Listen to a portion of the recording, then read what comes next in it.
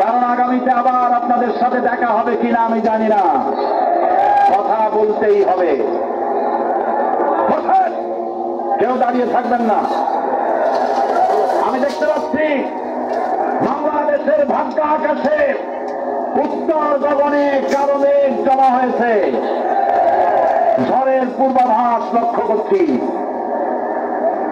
যদি মোকাবেলা করতে না পারেন সক্ষম ভাবে, এমন অন্ধকার কালো কালো অমাবস্যার রাত আসতে পারে যার সুরে সাথে খাওয়া অসম্ভব। সুতরাং আপনারা কি কাপুরুষের মতো কাফের মুশরিকদের গোলামি করে মরতে চান? বিড়ালের মতো 500 বছর বেঁচে থাকার কোনো লাভ নাই।